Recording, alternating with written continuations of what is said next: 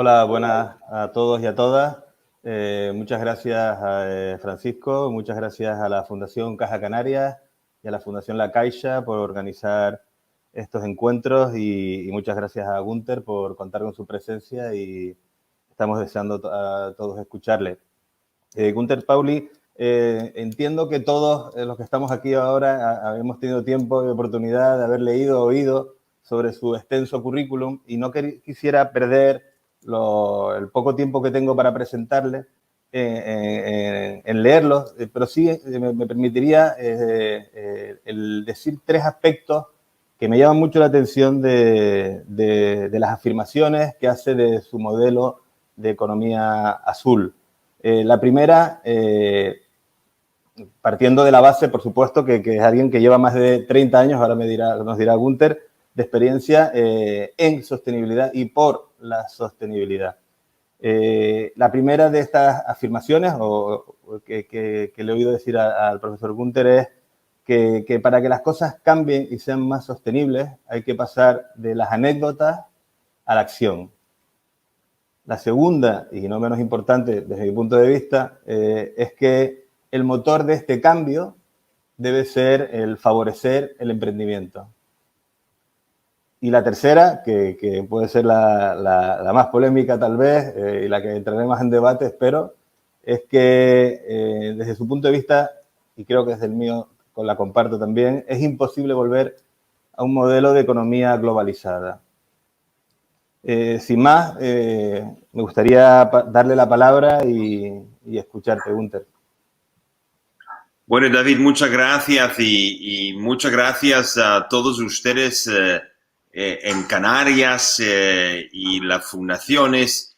Yo he tenido el gran honor, el gran placer de trabajar con la Caixa, con la Fundación, porque su presidente Isidro Fainé es como yo, miembro del Club de Roma, y como miembros del Club de Roma hemos pensado y actuado conjuntamente en varias iniciativas y acciones para realmente transformar la economía. Yo pienso que realmente la hora ha llegado de no hablar más de convertirse en green, en verde, de ser circular. Nosotros necesitamos una transformación fundamental y sin la transformación del modelo de negocios nunca vamos a estar sostenibles. Yo pienso que este es un elemento crítico de poner claro desde el inicio. Necesitamos una transformación y no simplemente una transición. Primero. Segundo, no podemos intentar más de proteger la naturaleza. Durante 40 años de trabajo, yo he visto fantásticas iniciativas que todos tenían como propósito de proteger la naturaleza, proteger ecosistemas. Y nosotros tenemos que confesar delante de todo el mundo que 40 años de trabajo en la protección ha fracasado, porque cuando vemos las estadísticas de todo lo que hemos realizado, es la destrucción de la biodiversidad, destrucción de los ecosistemas, destrucción de esta naturaleza. Y claro que yo no quiero ser solamente pesimista, yo quiero imponer en esta conferencia como tercer punto de inicio el positivismo. Aunque todo está malo, a las estadísticas para comprobar que la cosa no anda bien, necesitamos mantener una claridad que tenemos que ser positivos, porque solamente cuando somos positivos tendremos la capacidad de hacer la transformación. Para mí son los tres puntos claves del inicio. Segundo, tenemos que ver cuáles son las condiciones, cuál es el marco dentro de lo cual podríamos hacer el cambio. Y la primera que yo insisto desde que yo inicié el programa de cero emisiones en Tokio en preparación de la COP3 en Kioto La primera es que tenemos que tener la ciencia clara. Lamentablemente, hay mucha anécdota, hay mucho corazón, hay mucha motivación, hay mucho interés de la gente, pero el fondo de toda iniciativa tiene que ser innovación en las ciencias. Y yo insisto en las dos palabras, innovación en las ciencias, porque la ciencia del pasado no nos ha llevado tampoco al futuro. Durante 30 años estamos enseñando a todos los biólogos la manipulación genética y la manipulación no ha logrado resolver los problemas principales, ni de calidad de alimento, ni de volumen de alimento. Y por eso yo pienso que es importante que invitamos la innovación para el bien común. Esta es la palabra crítica, es ser positivo, buscar la innovación con ciencia. Les someto un caso concreto. Nosotros hemos aprendido todos cómo cae la manzana del árbol, pero hoy en día todavía no hay nadie que enseñe a los niños o que motiva a los niños de descubrir cómo subió la manzana en el árbol antes de someterse a la ley de gravedad. Y este es una interacción del árbol, de la manzana, con 7 leyes de la física, que yo lanzo el desafío a todo el público escuchándonos ahora. Lamentablemente, la mayoría de la gente no son capaces de indicarme a corto plazo cuáles son las 7 leyes de la física que permiten de andar en contra de la ley de la gravedad. Eso es lo que yo propongo como innovación en la ciencia. La ciencia es correcta, la ciencia es buena, pero lo que nosotros necesitamos es una perspectiva de la ciencia que es fundamentalmente diferente que lo que tenemos hoy en día. Les somete segundo ejemplo concreto, los plásticos. ¿Cómo es posible que nosotros tenemos tantos micro y nanoplásticos en el mar? Es por un error en nuestra educación. Imagínense, hoy en día no hay ningún ingeniero químico que aprende ni en su primer curso ni en su último curso antes de graduarse cómo diseñar una molécula, un polímero de plástico que se degrada en la tierra, en el sol y en el agua. ¿Cómo es posible que nosotros hemos olvidado el hecho que un plástico, incluso plásticos biodegradables, en la gran mayoría de los casos, son degradables solamente en tierra porque los microorganismos de la tierra lo degradan, pero son conservados en el mar porque el microorganismo que degrada no existe en el mar y el sal es un factor de conservación y no un factor de degradación. Y por eso el único efecto que tenemos es un efecto físico de la fricción con las olas del mar, y con esta fricción de las olas del mar estamos simplemente achiquiteando las partículas de plásticos sin romper las moléculas. ¿Cómo es posible en 2021 que ni una universidad en Europa está enseñando cómo diseñar moléculas que degraden en las 3 condiciones: aire, sol, agua salada y la tierra? Y por eso yo pienso que nosotros necesitamos enfocarnos en la innovación con buena ciencia, porque sí existen ya las iniciativas que nos permiten de hacer un polímero que está hecho con un aceite y hecho con un azúcar. Imagínense, y tenemos que desmistificar qué es un plástico. Un plástico es, al fondo, 2 materiales básicos. Es un aceite que se convierte con presión y que se convierte con temperatura en un ácido, y es el azúcar que con la fermentación se convierte en alcohol. Y cuando usted tiene un alcohol y usted tiene un ácido, usted puede hacer un monómero. Y el monómero puede ser o sintético o puede ser 100% natural. Nosotros escogemos cuál es la vía. Y hoy en día, cuando nosotros analizamos el drama de los plásticos, plásticos en el cerebro de los peces, plásticos en mejillones, plásticos en el agua donde estamos nadando, plásticos por todos los lados, incluso placenta de la mamá, nosotros sabemos muy bien que tenemos que repensar la lógica de los polímeros y del lujo de haber tenido plásticos con innovación en base de la ciencia. Y la ciencia tiene una inspiración. El marco dentro de lo cual yo trabajo es la inspiración que se llama la naturaleza. Todo que vive hoy en día, todo que existe hoy en día, ha sobrevivido millones de años de evolución. Lo que pasa con esta época antropoceno es que en esta época antropocena nosotros hemos parado la evolución y hemos impuesto nuestras ideas, nuestras observaciones, nuestros conceptos del desarrollo científico.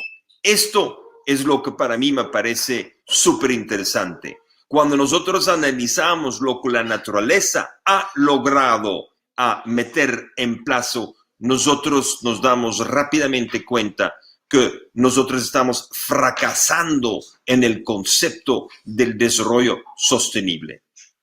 Último concepto de marco de introducción, lo que David ya mencionó. Yo no declaro el fin de la globalización.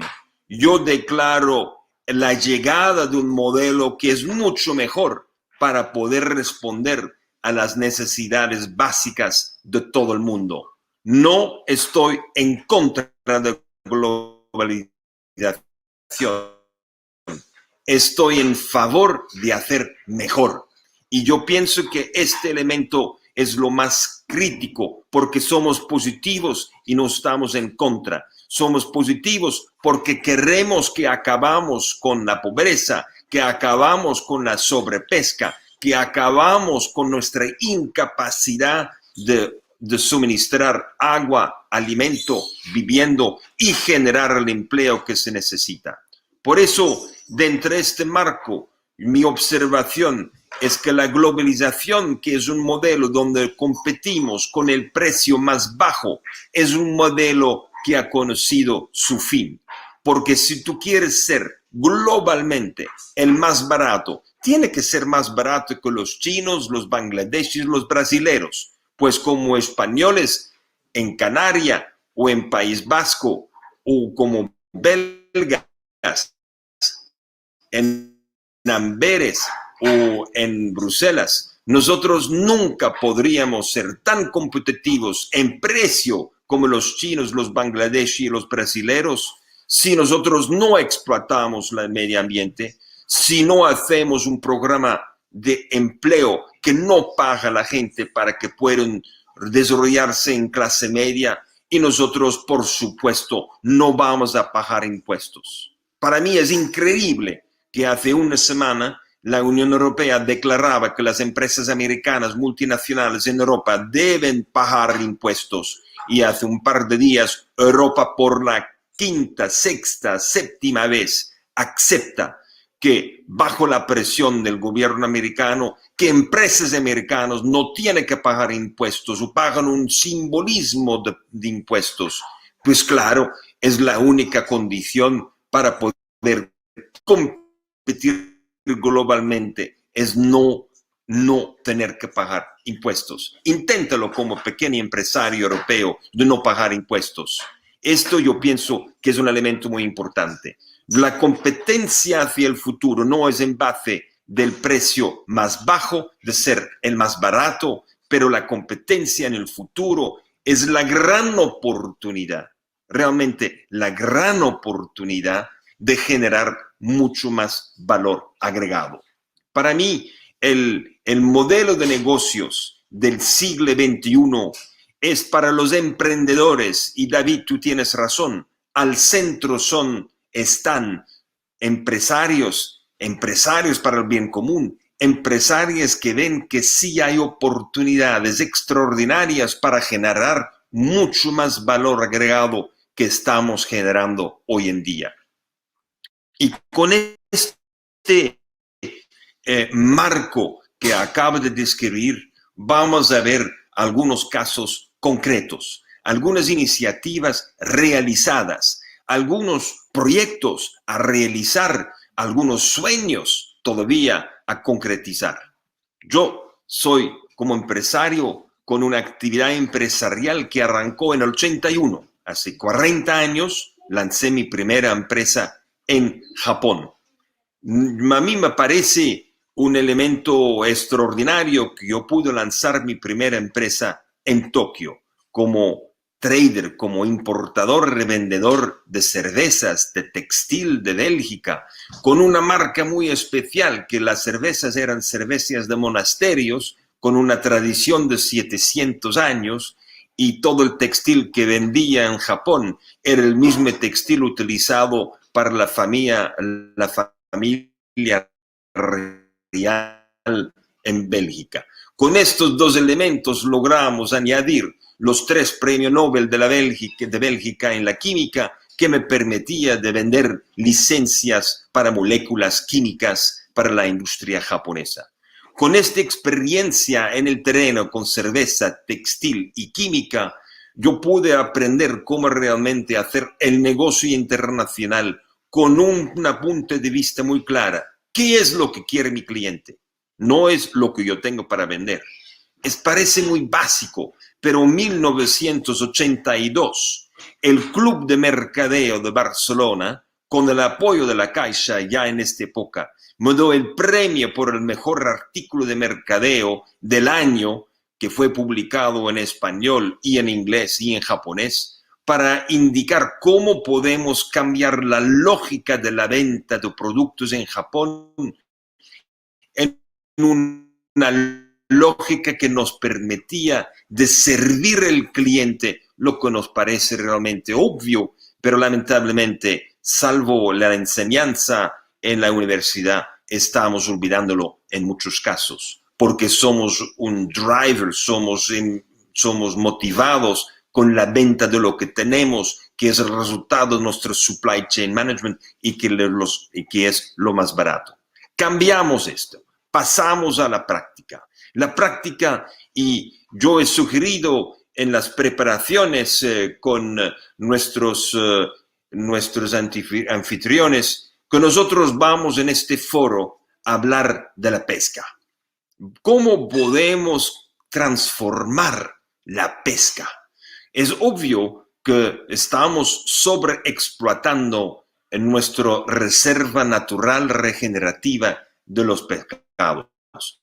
Europa tiene un problema grave con cuotas. La batalla es para tener cuotas. Las cuotas son siempre más chiquitas y el sector se considera en crisis. La respuesta ha sido de hacer grandes inversiones en el cultivo de salmón, en el cultivo incluso de atún hoy en día.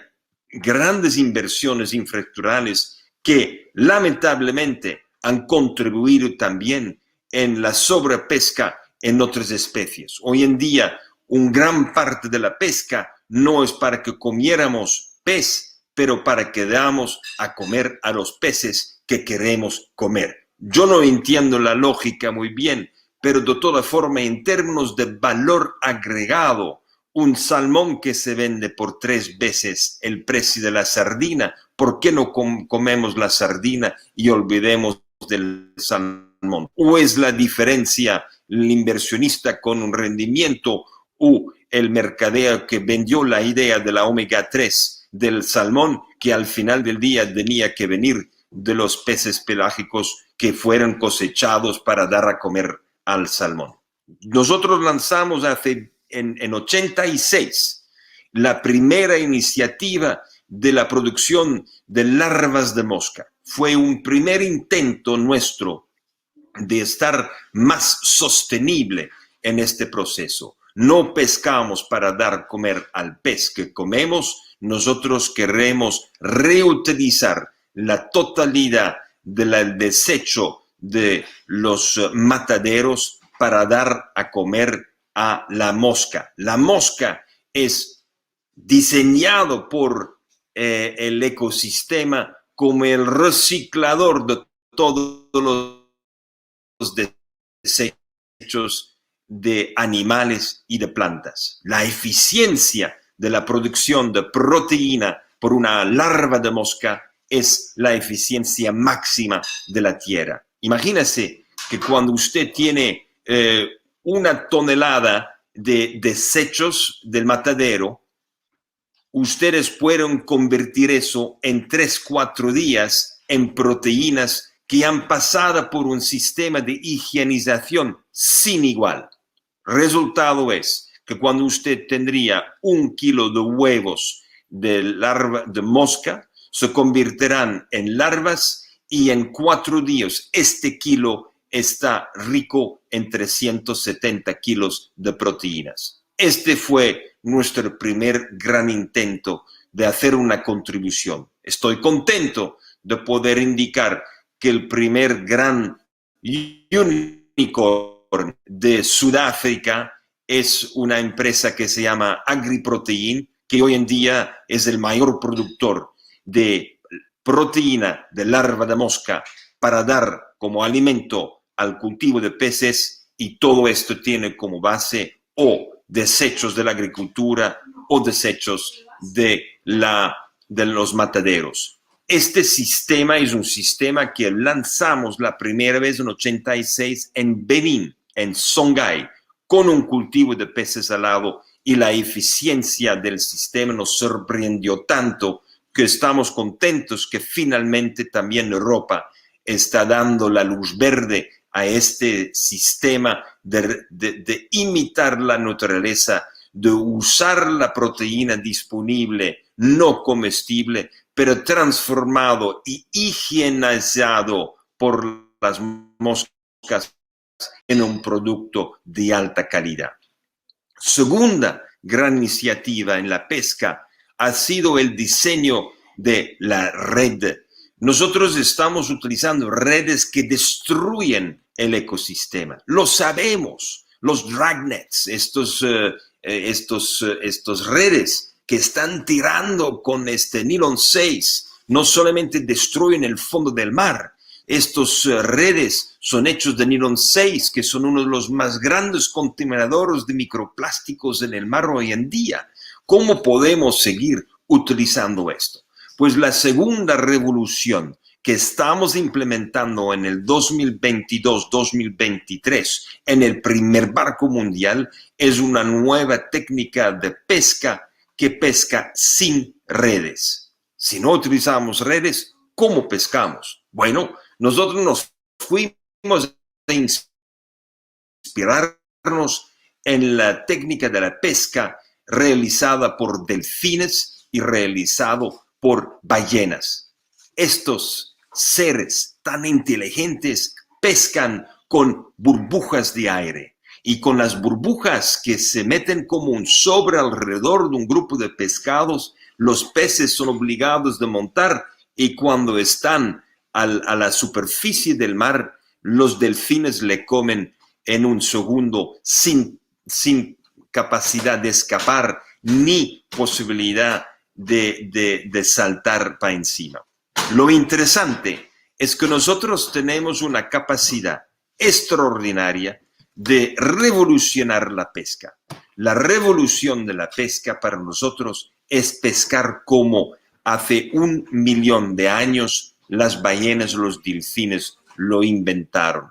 Nosotros tenemos una técnica de pesca con redes, con líneas, que solamente tiene 6.000, 8.000 años. Nos falta experiencia, pero la ingeniosidad de esta técnica de pesca es que logramos a tener una burbujita que es del tamaño que permite que solamente se queden adentro del sobre, en sobre de burbujas de aire, solamente se quedan adentro los machos y las hembras sin huevos. Las hembras con huevos, que son más pesadas, pueden escapar por diferentes lados, y por eso nosotros tenemos la pesca sostenible.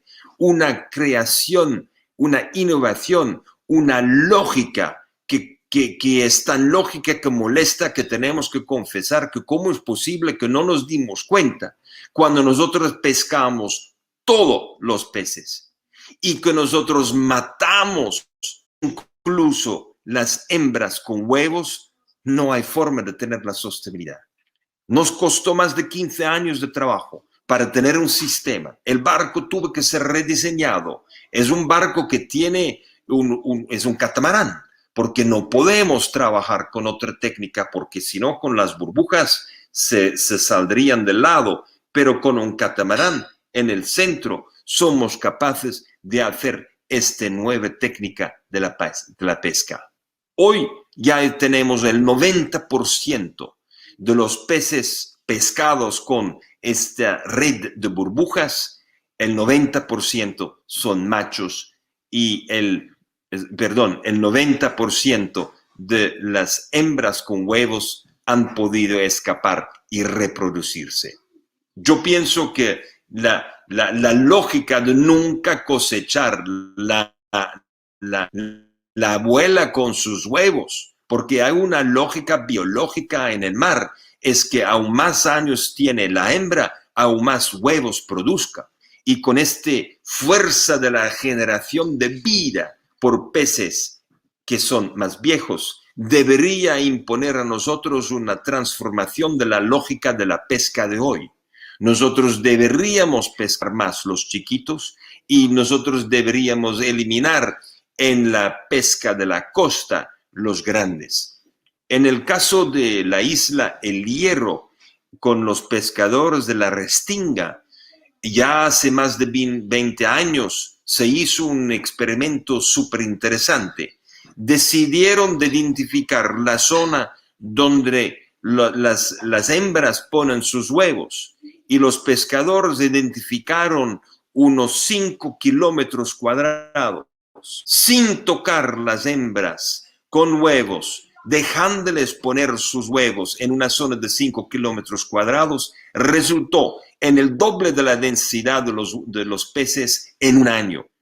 Nosotros tenemos que aprender de la naturaleza, no solamente aprender sobre la naturaleza. La naturaleza es sabia y nosotros tenemos que tener la capacidad de observar, entender la ciencia y traducirlo en un proyecto de ingeniería. Una vez que nosotros tuvimos la claridad que se necesitaba un catamarán, nosotros nos pusimos a repensar la energía utilizada en el barco. Obvio, nuestra fundación opera el barco científico experimental más importante del mundo, que ha hecho 3 veces la vuelta del mundo con energía solar, con hidrógeno y con el kite. El kite es un instrumento conocido, el kite que hace sus vueltas y el kitesurfer es un experto de utilizar esta fuerza. El kite es un uso de los vientos a todas las alturas. Y la explotación del kite en el barco nos permitió tener una propulsión, un tiro, jalar el barco, que nos permitió de tener una eficiencia energética muy alta. Nuestro barco también tiene 516 metros cuadrados de placas solares y es el único barco en el mundo que tiene su certificación de producción de hidrógeno en el barco con agua salada. Esta es la revolución que nosotros hemos podido concretizar en los últimos 3 años. Es decir, nosotros sacamos agua salada, lo transformamos en hidrógeno y el hidrógeno es nuestra fuente energética. La revolución fue el aprendizaje. ¿El aprendizaje de qué? El aprendizaje que con 200 litros de hidrógeno comprimido a 350 bar somos capaces de tener la propulsión para 8 días. Con 516 metros cuadrados de placas solares y con 8 toneladas de baterías, nosotros apenas tenemos 2 días de propulsión. Es decir, para nosotros la experimentación nos enseñó que la batería es de menor importancia y el hidrógeno es de mayor importancia. Por eso estamos desarrollando el barco, ya lo desarrollamos, ya lo aplicamos en su primer barco test, que tenemos el kite, el volante que nos jala, y con inteligencia artificial somos capaces de sacar el viento de unos 200 grados alrededor del barco. Cuando el kite está jalando el barco, invertimos la propulsión y estamos generando energía con nuestro sistema eléctrico de propulsión, y al mismo momento el exceso de energía que tenemos lo utilizamos para generar hidrógeno. El futuro es interesantísimo, porque somos capaces de producir hidrógeno y nuestro subproducto es agua potable. Nosotros conocemos el problema en todas las costas, en todas las islas del mundo, falta de agua potable. Y al otro lado hay la escasez de energía. El solar solamente funciona de día, el viento solamente cuando hay viento. Pero con la técnica que combina la cometa, el kite, que combina el solar, que combina el hidrógeno, nosotros tenemos energía en abundancia. Y cuando se tiene una energía en abundancia, nosotros utilizamos esta energía en abundancia para propulsar y para facilitar la movilidad. Señoras, señoritas, señores, el rediseño de los barcos es algo que hoy en día nos motiva mucho. Nosotros pensamos que los astilleros del futuro no van a ser más cruceros. El mundo de los cruceros se acabó. El nuevo mundo es el mundo de la pesca sostenible. Nosotros hablamos y presentamos nuestros conceptos en el Medio Oriente, en Omán, en Arabia Saudita, en los Emiratos, en Marruecos, en Mauritania, en Senegal, en Noruega, y por todos los lados encontramos un entusiasmo para el nuevo concepto. Como tenemos ya más de 30 años de experiencia en la realización, la implementación de ideas en realidad, nosotros estamos invirtiendo todo lo que se necesita para tener las primeras producciones de barcos para la pesca sostenible, pero una pesca que verdaderamente es sostenible. Y cuando tenemos este sobre alrededor de los peces, podemos sacar todos los peces casi uno por uno y hacer un control de calidad, y cuando encontramos una hembra la echamos de vuelta, pero nosotros vamos a hacer el proceso completo del pez en el barco mismo. El resultado es que somos capaces de aumentar la densidad de peces pescando, somos capaces de tener emisión cero en carbón y gas metano, somos capaces de tener autosuficiencia en energía, somos capaces de eliminar un exceso de consumo de agua y producir agua del mar produciendo el hidrógeno. Cuando usted piense que este es un sueño, sí es verdad, es un sueño. Pero el ventaja es que te hemos movilizado y el capital y tenemos la experiencia en el terreno que nos ha comprobado que sí es factible de hacerlo. Y yo pienso que esto es importante. Mucha gente tiene sueños y el sueño se convirtió en una fantasía. Nosotros pedimos que nosotros necesitamos asegurar que nosotros tenemos la visión, la ciencia y el modelo de negocio que nos permite de avanzar a muy corto plazo en unas iniciativas que son extraordinarias y que son las nuestras. Pues espero que con estos conceptos, espero que con estas ideas, nosotros podemos avanzar trabajando juntos, porque el objetivo de conferencias como este foro es que nosotros creamos juntos un nuevo futuro. El objetivo es que nosotros nos imaginamos un futuro donde hay futuro no solamente para el pez y el ecosistema, pero también para el pescador y los astilleros. Nosotros tenemos que tener un futuro no para debatir políticamente sobre las cuotas para la pesca, pero cómo vamos a aumentar la densidad de los peces en el mar. Y al mismo momento tenemos que hacer un esfuerzo extraordinario en la limpieza del mar de los micro y nanoplásticos.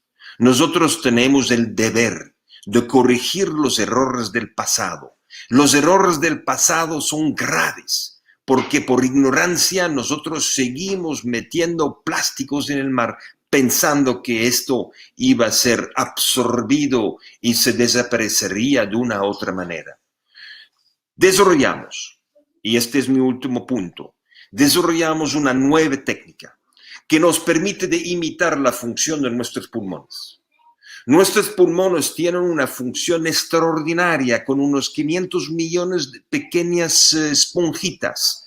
Somos capaces de conectar con venas y arterias y sacar el CO2 y respiramos el CO2, inhalamos el oxígeno.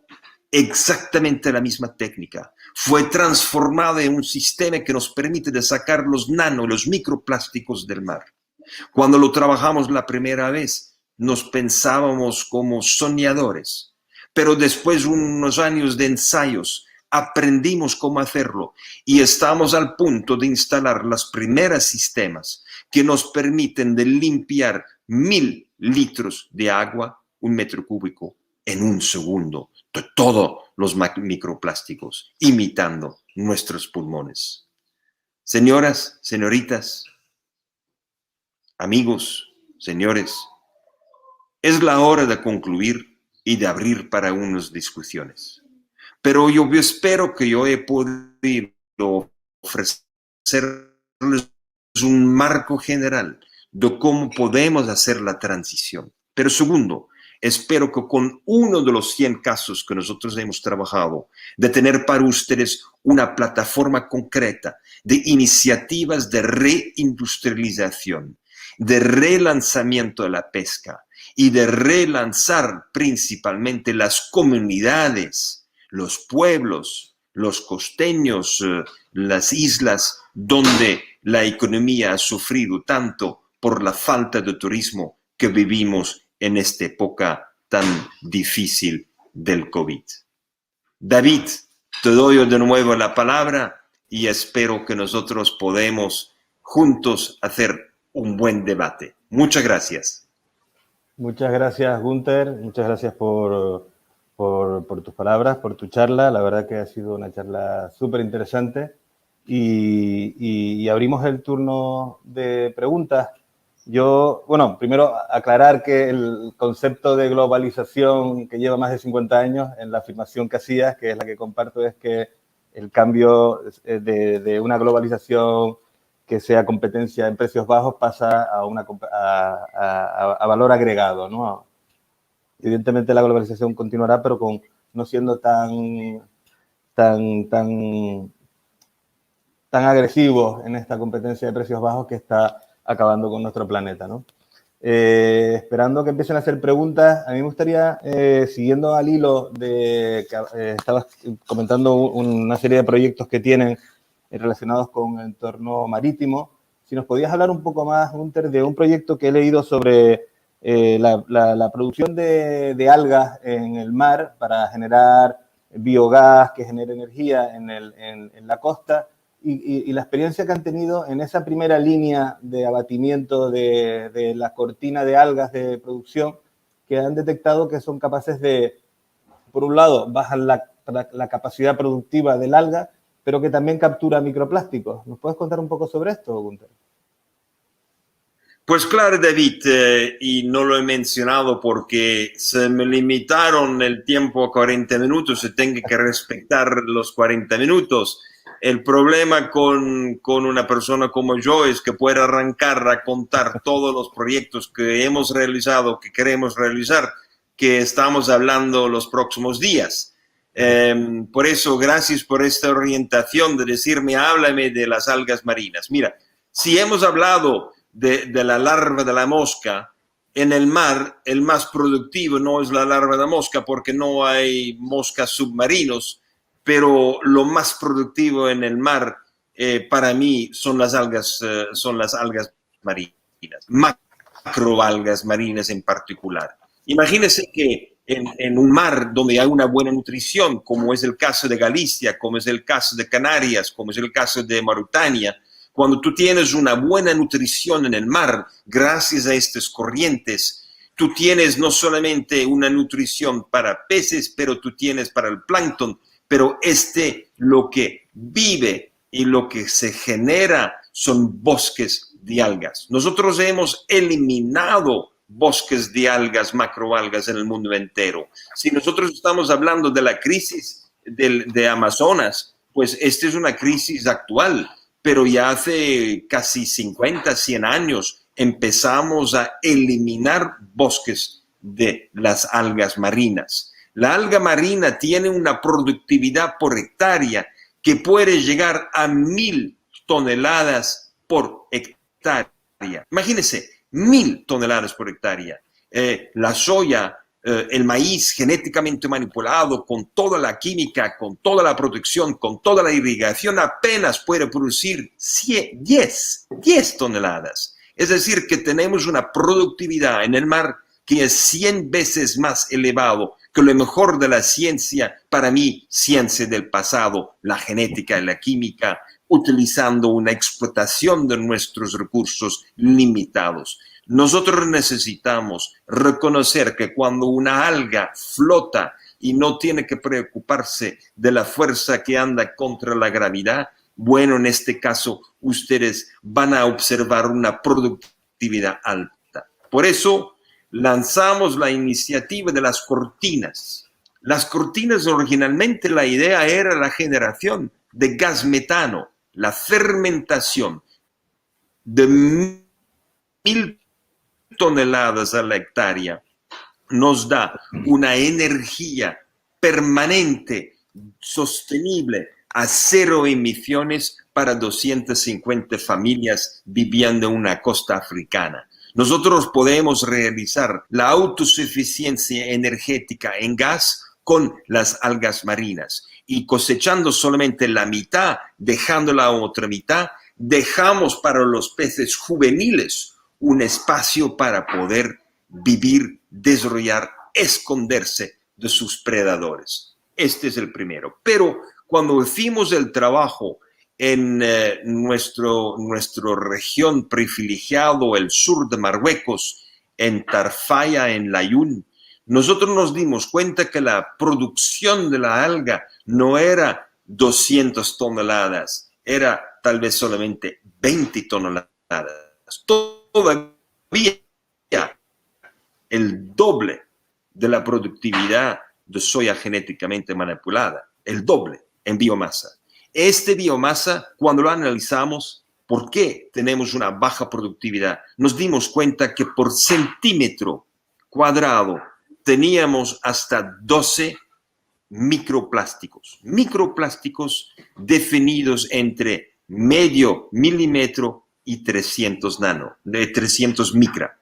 Esta combinación, que claro indicaba que estábamos absorbiendo los microplásticos, creando ahora esta zona de protección con estas cortinas de algas, logramos generar una zona de regeneración de vida con los juveniles que pueden esconderse, pero también como una zona que genera un bloqueo a la llegada de los plásticos de mayor tamaño, medio milímetro hasta 300 micra. Por debajo, la otra técnica que yo acabo de describir es lo que nos permite de ofrecer una solución concreta para sacarlas del mar. Una vez que nosotros nos dimos cuenta que tenemos una oportunidad de generar zonas libres de microplásticos. Por detrás de estas zonas podemos ahora imaginar el cultivo de mejillones, de ostras, de abalone, todo libre de microplásticos. The Microplastic Free Zone, la zona libre de microplásticos, donde tenemos una región con la alga marina produciendo biogás, bloqueando los grandes y regenerando la biodiversidad. Ha sido adoptado ahora por varias cadenas de hoteles que quieren ofrecer a sus clientes la playa libre de microplásticos. Yo pienso que estamos, David, al inicio de una nueva aproximación de la realidad del negocio, el negocio que es pesca, el negocio que es cultivo de frutas del mar y la energía, el biogás en particular, de cero emisiones. Y el desecho que tenemos del proceso es un fertilizante. Es decir, que nosotros podemos utilizar el desecho de la producción del biogás, el lodo, donde separamos los microplásticos, les destruimos. El lodo que nos queda está lleno de potasio. Es decir, que tenemos un fertilizante de muy alta calidad que nos permite de hacer una agricultura local con fertilizantes del mar. Muy interesante, Gunther. La verdad que es un ejemplo claro demostrativo de una simbiosis donde de una manera de acuicultura, de cultivo de algas en el mar, llevado a un modelo sostenible también económicamente, entiendo, ¿no? Donde aprovecha todos los recursos y le da salida. Están empezando a llegar preguntas, Gunther. Te voy a hacer la primera que nos han hecho, que puede estar relacionada con lo que hablamos, es cómo podemos, de qué manera podemos convencer, porque tú nos estás poniendo como nos estás dando ejemplos de que se pueden llevar a la acción de una manera industrializada y competitiva. ¿Cómo podemos convencer a la actual industria, al lobby, por ejemplo, al lobby cárnico, que es la primera industria contaminadora del mundo, de que existe otra manera distinta de competir? Mira, la única manera de convencer a alguien es de tener el caso concreto. Palabras no convencen. Actos, realización, concretización. Y es lo que es realmente el propósito de nuestra fundación. Tener un sueño y aplicarlo y realizarlo. Y después, cuando alguien quiere debatir conmigo al propósito de hidrógeno o una batería o placas solares, yo tengo la experiencia en el mar y nosotros tenemos 11 años de operación de un barco que ha hecho 3 veces la vuelta del mundo. Lo hemos hecho. Y por eso cuando alguien pueda hablar con certeza porque lo ha hecho, lo ha estudiado y ha sido acompañado por la ciencia innovadora, en este caso tenemos un chance. Lamentablemente, como lo he dicho, en muchos casos tenemos muy buenas ideas. Tenemos un proof of concept, un concepto bien desarrollado en un laboratorio, pero lo que necesitamos es un proof of operation.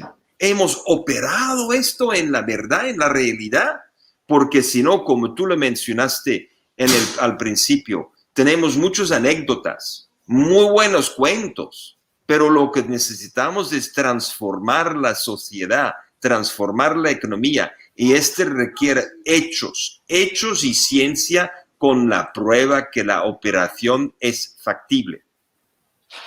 Por eso, para mí, es no hablar más, es hacer. Sin duda, Gunther. Pues el otro punto importante que destaqué, de tantos que afirmas, es el sobre el emprendimiento. Y creo que nos interesaría a todos saber y conocer un poco cómo fue tus inicios. Antes nos contabas que en el año 82 en Japón empezaste a emprender en una labor de importación de productos de Bélgica y de licencias de patentes químicas. Pero no sé si nos puedes contar un poco también rápidamente, sobre tu experiencia con el proyecto de Ecover en el año 92, en esa primera fábrica de detergentes ecológicos, en el año 92, que era algo muy, muy llamativo y muy disruptivo, ¿no? En ese momento. David, yo nunca pensaba que iba a ser productor de detergentes. No formaba parte de mis planes.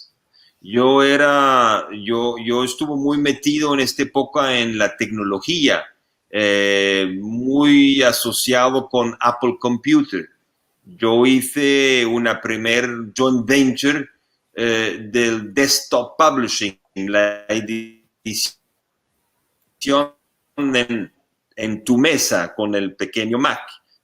Y yo publicaba libros sobre el medio ambiente, publicaba los libros del World Watch Institute en los Estados Unidos, que publicaba un reporte extraordinario anual que se llamaba The State of the World, el estado del mundo.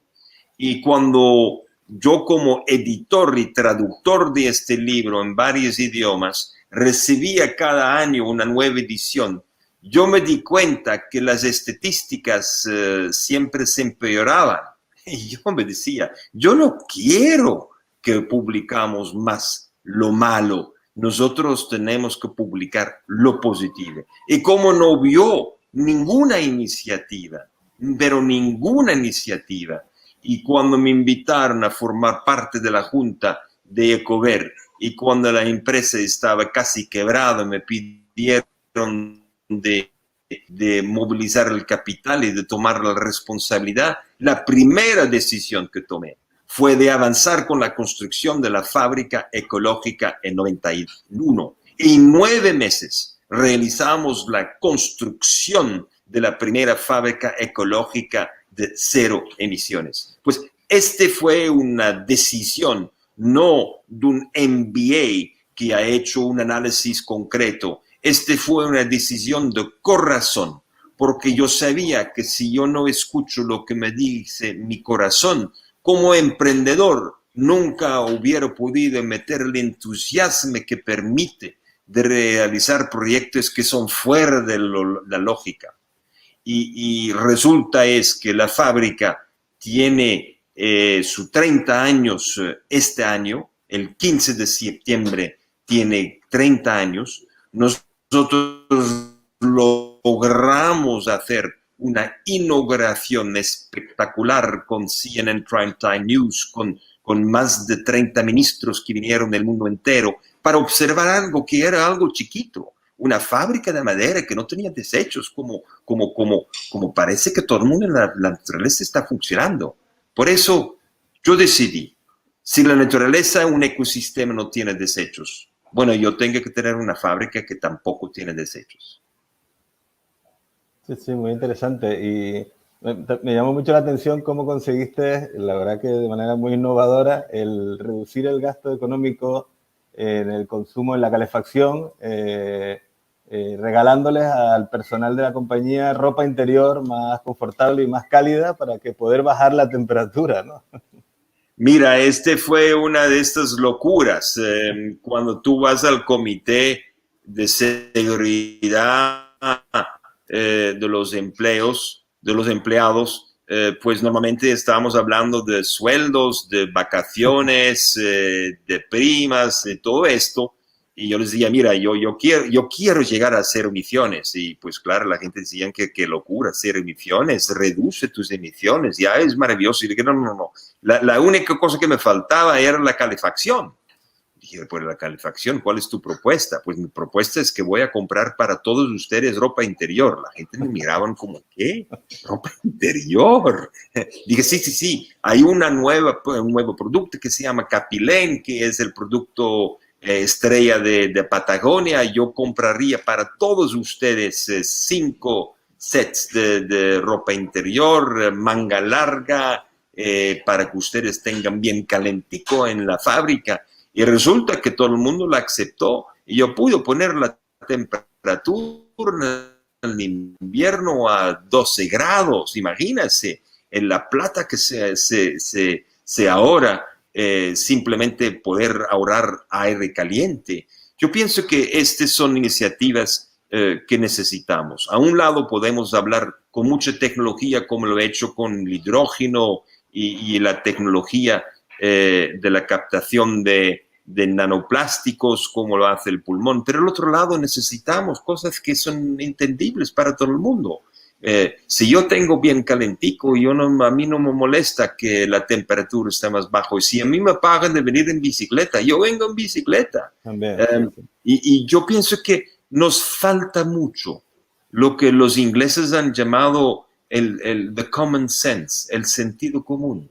El sentido común es cuando yo pago a alguien 25 centavos para andar en bicicleta, la gente anda en bicicleta. Simple. Y cuando han dado un año en bicicleta y la hija cumple 6, yo regalo una bicicleta para la hija. La gente van a pensar como la bicicleta es regalo para toda la familia. Y lo pagamos ahora no 25, pero 50, porque la niña también podría andar al colegio en bicicleta. Y así hacemos un cambio con miles de pequeños pasos.